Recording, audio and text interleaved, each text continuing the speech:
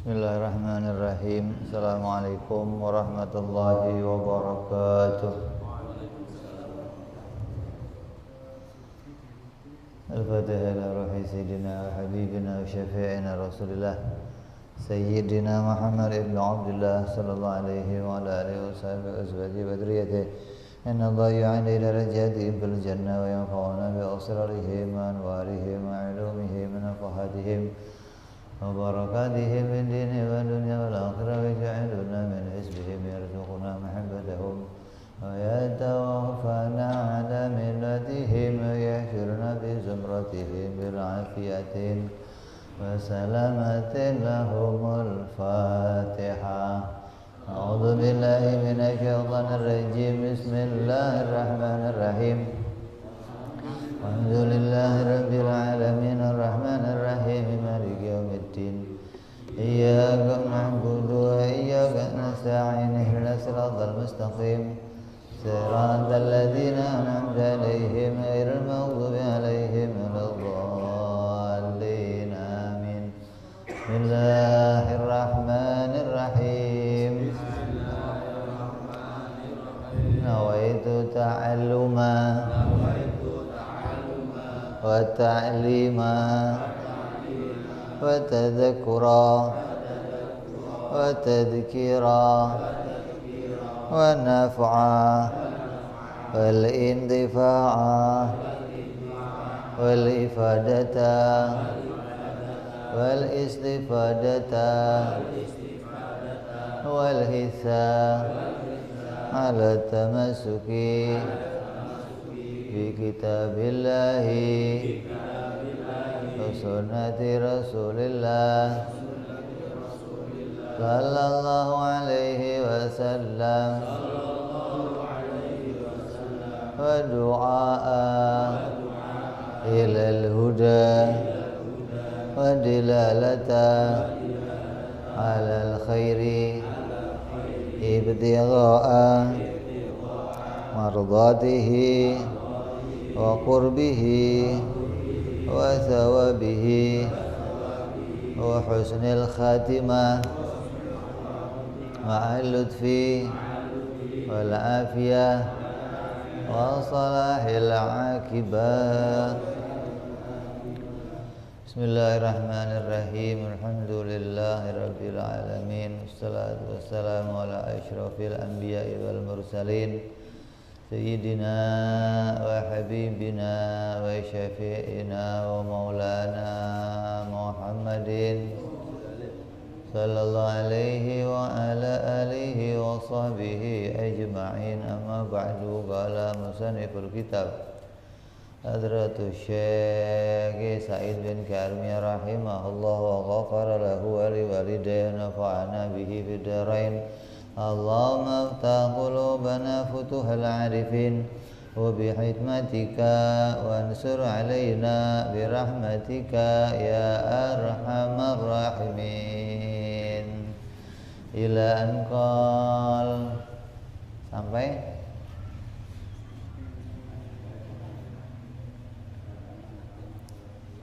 makna syahadat.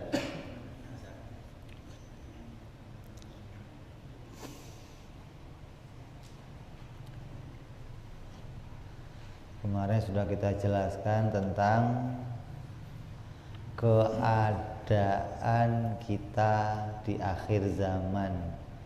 Banyak orang yang tidak mengerti asal usulnya mereka menjadi orang Islam.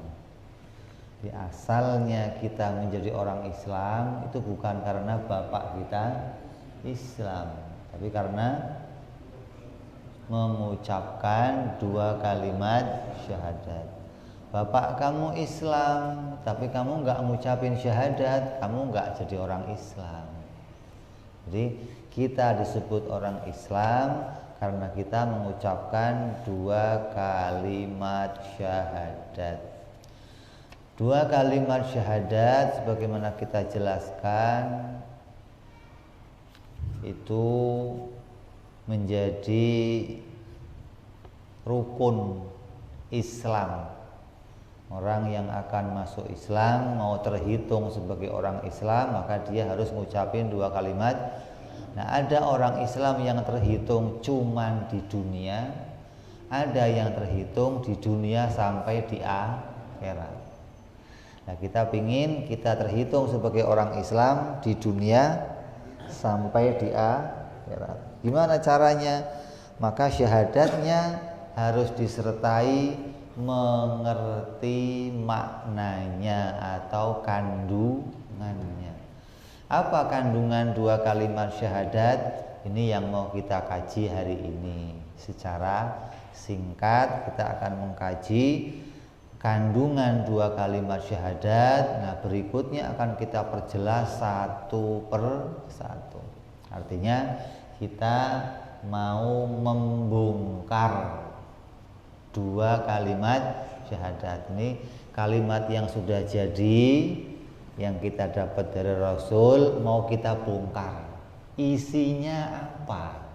Kandungannya apa? Karena ketika kita mengucapkan 2 kalimat syahadat beserta mengerti kandungannya, maka Islam kita akan diterima oleh Allah di dunia sampai di akhirat. Inilah lafaz 2 kalimat syahadat beserta maknanya yang diterjemahkan dalam bahasa Indonesia secara ringkas. Inilah rupanya asyhadu alla ilaha illallah wa asyhadu anna Muhammadar Rasulullah. Saya bersaksi dan saya meyakini dengan hati saya bahwa sesungguhnya tidak ada zat yang berhak disembah di dalam wujudnya, hanya Allah. Jadi Allah itu zat yang berhak untuk disembah. Berarti selain Allah tidak berhak disembah.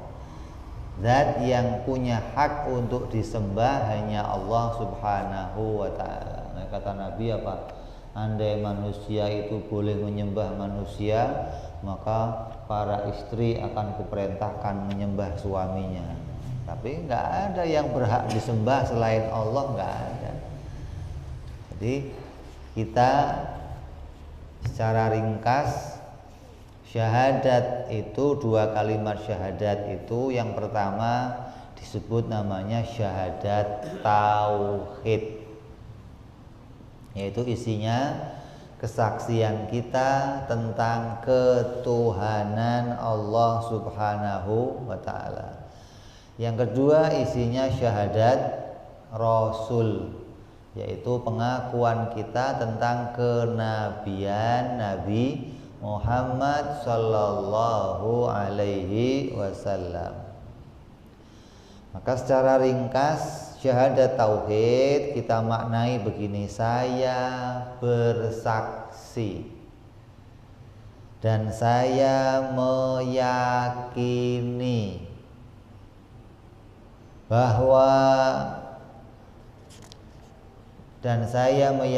dengan hati saya. Ini bukan pakai mata, bukan. Bersaksi kepada ketuhanannya Allah itu pakainya hati. Kenapa nggak pakai mata, Beb? Nah, yang mau kita saksikan apa kalau pakai mata? Kita nggak melihat Allah dengan mata kita, gitu loh. Kalau harus pakai mata, nanti orang buta protes dong. Masa saya nggak bisa jadi orang Islam kalau bersaksi harus pakai mata? Jadi bersaksi kepada Allah. Jadi bersaksi dulu apa yakin dulu? Bersaksi dulu. Artinya bersaksi itu mengetahui. Menyaksikan itu maknanya mengetahui tentang hak-haknya Allah Subhanahu wa ta'ala. Nah, kalau kamu ditanya, apa sih yang kamu saksikan sampai kamu mengakui kalau Allah itu Tuhan, yang kamu saksikan apa? Kan harus ada. Masa kamu tidak menyaksikan sesuatu tapi mengakui Allah sebagai Tuhan, gimana? Kalau ditanya, kamu itu menyaksikan apa? Nah, menyaksikan sifat-sifat Allah. Saya menyaksikan bahwa Allah itu wajib adanya, mustahil tiadanya. Allah wajib qidam, mustahil baru. Allah wajib baqa, mustahil fana. Allah wajib mukhalafah lil hawadis, mustahil mumatsalah. Terus sampai dengan 20 sifat, itulah yang kita saksikan tentang ketuhanannya Allah. Saya menyaksikan bahwa tidak ada zat yang tidak butuh kepada segala sesuatu, dan segala sesuatu itu butuh kepada Dia, maka itu hanyalah Allah. Makanya sekarang udah jarang orang mengkaji tentang sifat 20. Padahal itu isi kesaksian kita tentang Allah. Kalau kita nggak menyaksikan itu tentang Allah, maka berarti syahadat kita bohong-bohongan.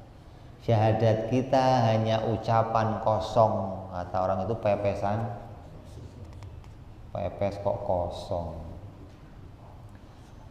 Maka jangan sampai apa yang kita ucapkan, yang kita saksikan itu nggak ada isinya. Seperti saya sering menggambarkan, kalau kamu ngomong rumah, apa yang kamu muncul di pikiran kamu?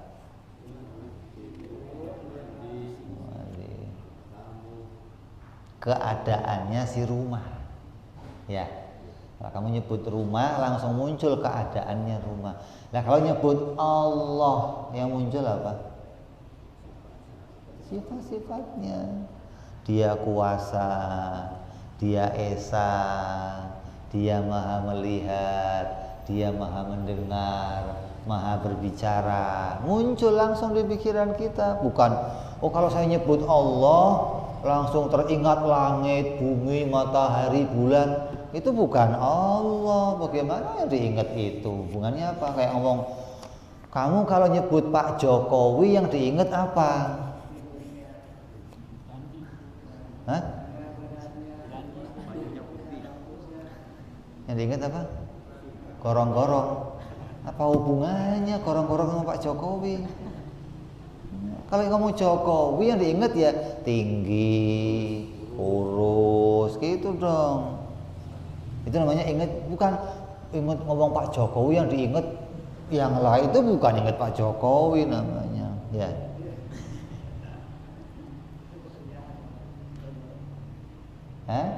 Itu namanya ingat kerjanya. Bukan kerjanya, ingat yang dikerjain dia. Jadi kalau kamu mau punya kesaksian yang benar, ketika kamu menyebutkan nama Allah, maka yang kamu ingat adalah sifat-sifatnya Allah. Dari sifat wujud sampai sifat mutakalliman, gitu. Begitupun lawannya, mustahil Allah itu tiada sampai Allah itu mustahil bisu. Itu yang harus kita ingat sebagai bentuk kamu mengenali, kamu mengetahui sifat-sifatnya Allah Subhanahu wa ta'ala.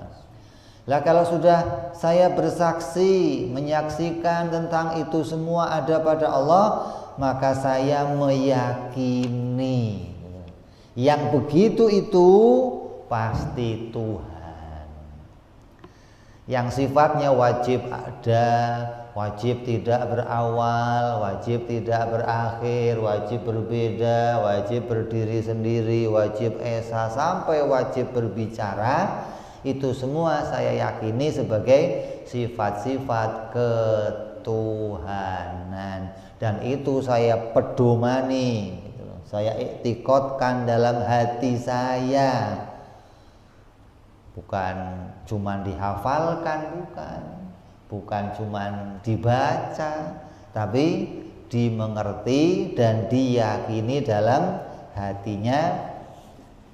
Lah yang dimaksud yakin itu apa? Yakin itu mengetahui sesuatu tanpa adanya keraguan-raguan. Yakin itu harus mengeluarkan kita dari 4 perkara. Kalau dalam diri kita masih ada 4 perkara, maka kita enggak disebut orang yang yakin. Apa yang pertama? Ragu. Yang kedua, kira-kira. Yang keempat, yang ketiga, bimbang. Yang keempat, ikut-ikutan. Ini 4 ini nggak boleh ada dalam hati kita. Kalau masih ada 4 ini, berarti kamu belum sampai pada yakin yang benar. Dzon, syak, wahmun, taklid. Dalam bahasa Arabnya ada 4 perkara. Apa itu dzon? Dzon itu menemukan sesuatu bukan pada kebenaran, tapi hanya menunjukkan sesuatu dengan ada sesuatu yang lain yang menguatkan. Menyangka sesuatu atau memahami sesuatu, menemukan sesuatu dengan perkara lain yang menguatkan. Jadi kebenarannya bagaimana? Ya nggak sampai kebenaran 100%. Kenapa? Karena yang saya jadikan sebagai landasan hanya menguatkan, bukan menunjukkan kebenaran yang 100%. Contoh, kamu mau sholat menghadap kiblat. Kiblat ke arah mana? Kiblat ke arah mana? Barat. Nah, biar kamu tahu barat itu sebelah mana, gimana caranya? Pakai kompas. Kompas ini menguatkan, bukan meyakinkan bahwa kiblat pasti di sana. Yakin itu apabila kamu di depan Ka'bah. Nah, itu yakin. Udah nggak meleset lagi, udah ini Ka'bah, saya sholat ngadep Ka'bah. Kalau dari sini itu namanya dzon, menyangka dengan sangkaan yang kuat bahwa Ka'bah adanya di arah barat dan barat arahnya ke sana. Itu menyangka. Kenapa? Karena kamu nggak lihat Ka'bahnya, hanya pakai pedoman kompas. Nah, kan ditanya, kalau kompasnya nggak ada gimana? Mataharinya gelap, gimana?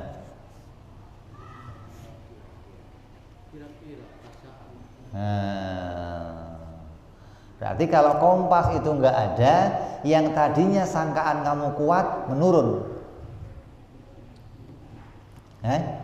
Yang tadinya bisa kuat menyangkanya jadi menurun, karena nggak punya sangkaan, nggak punya pedoman mana arah Ka'bah, mana arah barat, nggak punya.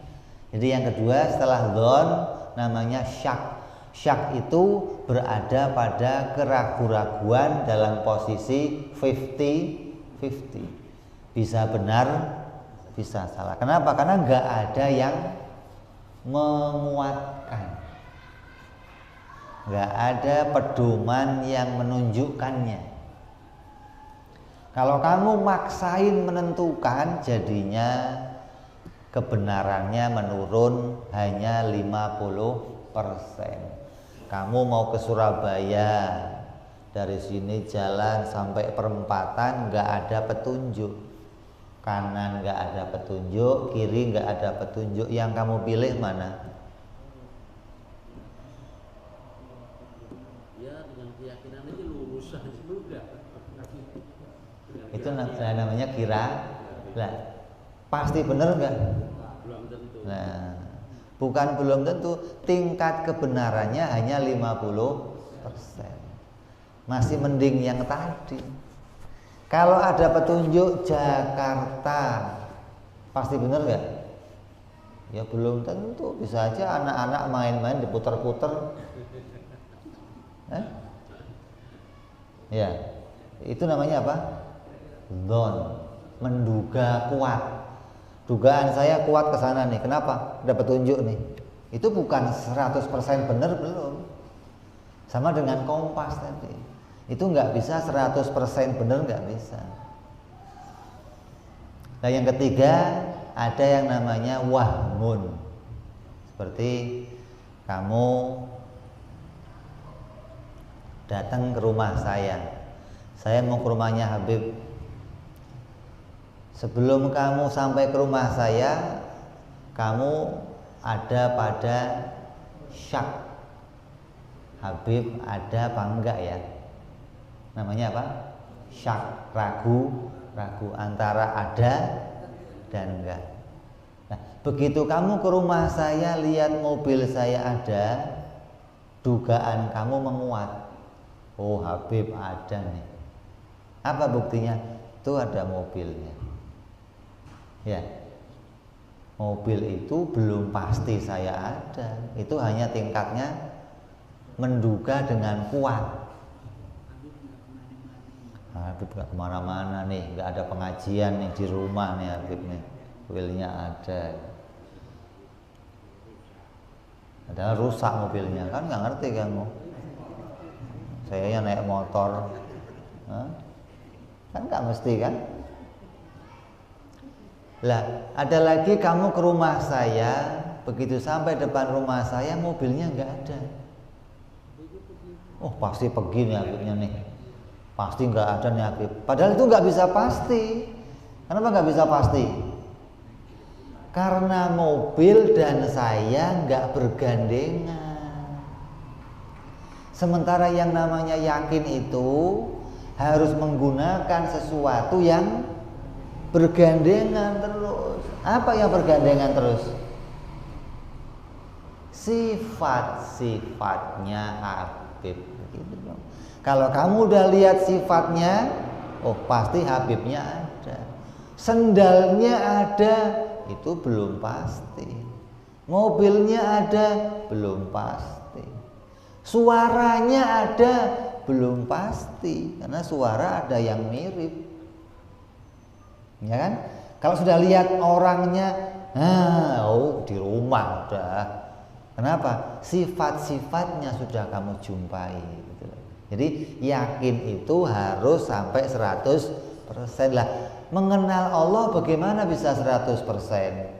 Maka kamu harus sampai yakin, dan itu harus menggunakan dalil. Apa dalilnya?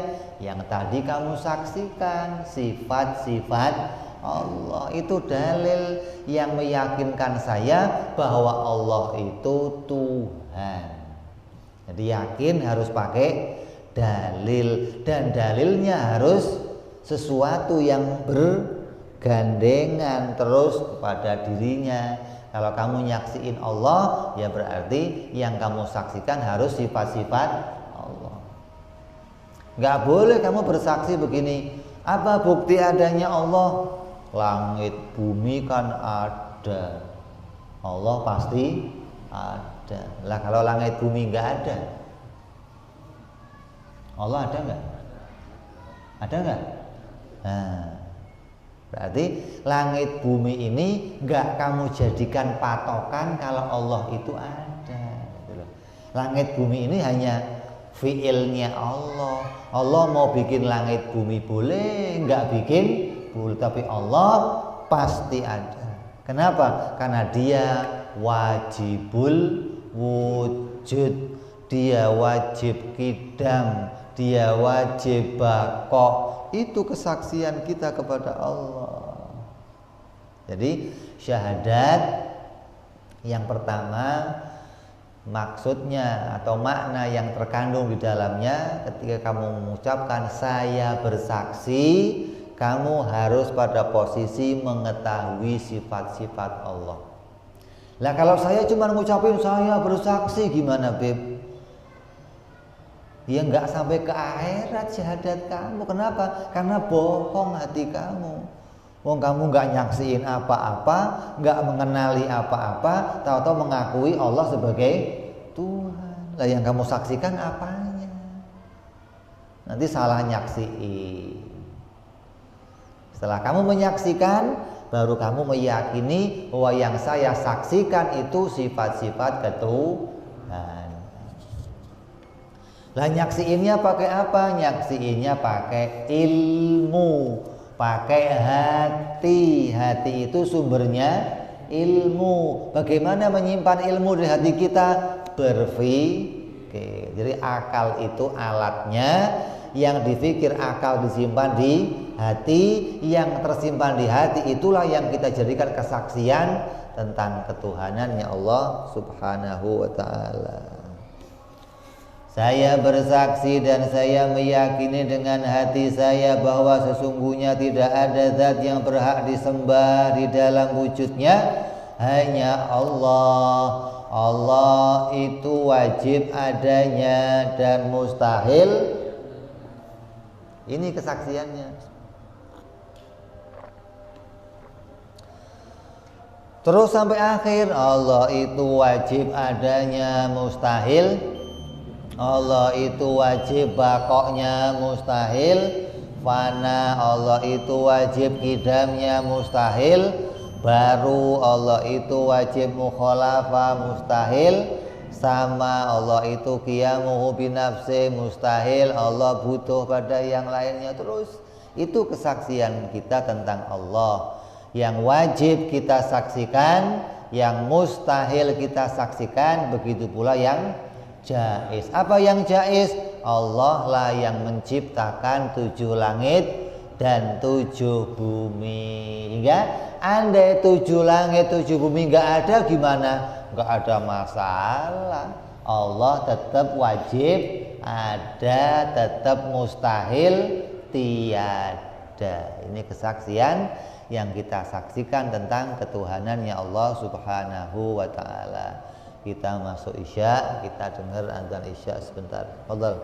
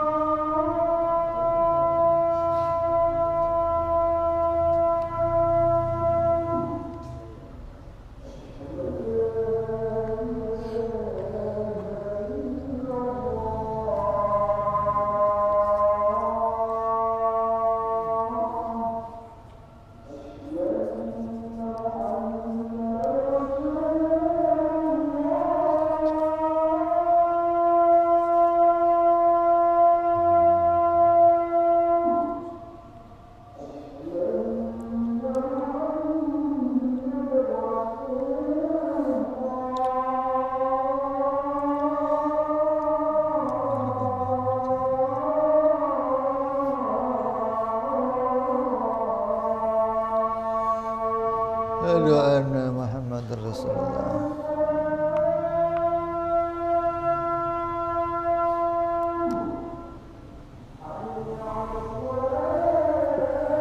Zaid.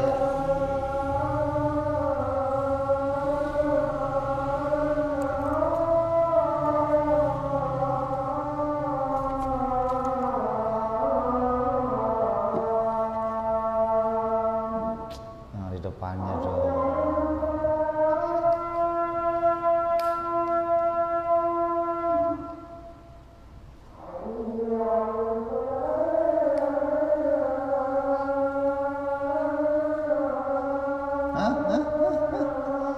Cabut.